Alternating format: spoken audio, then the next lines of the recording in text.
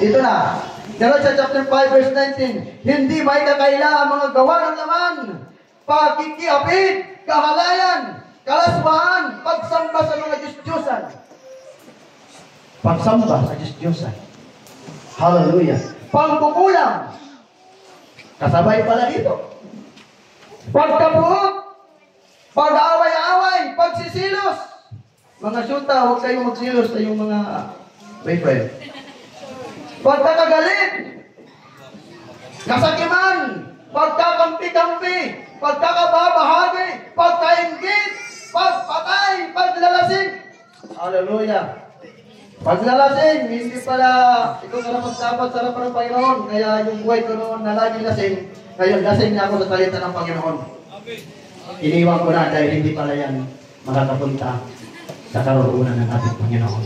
Walang habas na pagsasaya at iba pang katulad nito. Marami pa pala. At katulad nito. Ano pa yung mga katulad nito? Yung pagdudurugay, hindi ba kasama dito? Kasama yan. Pagsasyabu, kasama yan dito. Dahil sinasabi, at ang iba pa na katulad nito, muli ko kayong binabalaan. Ang gumagawa ng mga ito ay hindi magkakaroon ng bahagi sa karya ng Diyos. Kaya pagtisiyan natin sa likuran ng ating kasalanan. Nangako ang Diyos. Sinabi niya sa aklat ng Roma, chapter 10, verse 9, kung ipapayag mo sa iyong mga lani na si Jesus ay Panginoon at sasampalataya ka sa Kanya na siya'y binuhay ng Diyos, maliligtas ka, kapatid. At nasusulat din sa aklat ng unang Juan, kabanata 1 at talatang 8 hanggang 9, ang sino bang nagsasabi na si Jesucristo ay hindi Diyos sinungaling? Ngunit kung sasabihin ninyo sa Kanya ang lahat ng inyong kasalanan, patatawarin ka ng Diyos at ikay lilinisin. Dito pa mga kapatid, salita rin ng Panginoon sa aklat ng 2 Pedro, kabanata 3 at talatang 9, ang Diyos ay hindi nagpapabaya sa Kanyang mga pangako, katulad ng inakala ng ilan, sapagkat nais ng Diyos ng lahat ng mga tao, ikaw at ako, magsisi, tumalikod ng kasalanan, sapagkat hindi na nais na tayo'y mapahamak, kundi nais ng Diyos na tayo magkaroon ng buhay na walang hanggan. Amen. Yun ang pangako ng Panginoon. Kaya sinasabi ko sa iyo, kapatid, alisin mo na ngayon. Ngayon na ang araw ng tunay na kaligtasan mo. Alisin mo na ang lahat ng sinasabi ng salita ng Panginoon sapagkat walang bahagi pala ang ganoon mga gawa natin. Kaya hindi po natin ating sarili bakang bukas na hindi lumating. Hindi natin hawak ang ating sarili. Malakas ka ngayon. Matibay ka ngayon. Ngunit hindi mo hawak ang iyong sarili at sarili ko. Baka bukas o pangalawa, tayo rin ay susunod sa mga tao wala na dito sa mundo. Yung mga relasyon natin, yung mga magulang natin, kapatid, na nauna sa atin, tayo rin ay magiging kasunod sa kanila. Habang may buhay ka pa ngayon, huwag mong baliwalain ang mga payo ng salita ng Diyos. Amen. Kapatid, inanyayaan ka ngayon ng Panginoon. Dahil tayo ay narito sa katotohanan. Isa pong katotohanan. Nasa na lang po ito.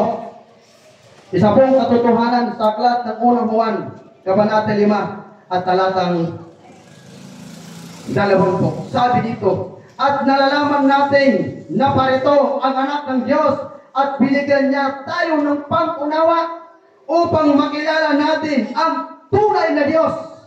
Tayo ay nasa tunay na Diyos sa Kanyang anak na si Jesucristo. Siya ang tunay na Diyos at buhay na walang hanggan.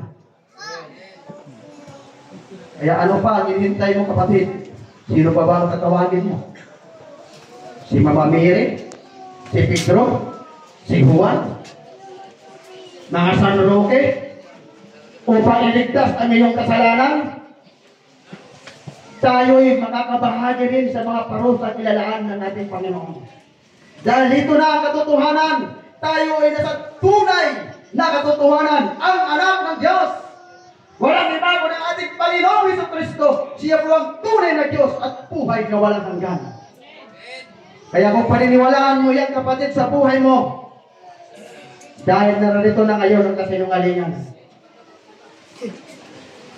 Narito na ngayon, ang tanda ng kasinungalingan, walang iba kundi ang dyablo. Wala siyang ginagawa sa buhay ng tao. Ngunit mayroong ang Diyos ginagamit para sa iyo at para sa akin upang ipahayag ang katotohanan na siya lamang ang tanging makakaligtas ng ating mga kasalanan. Dahil siya lang ang Diyos ng buwis ng buhay. Kaya sabi doon sa ating teksto, mga lingkod, ipangaral mo.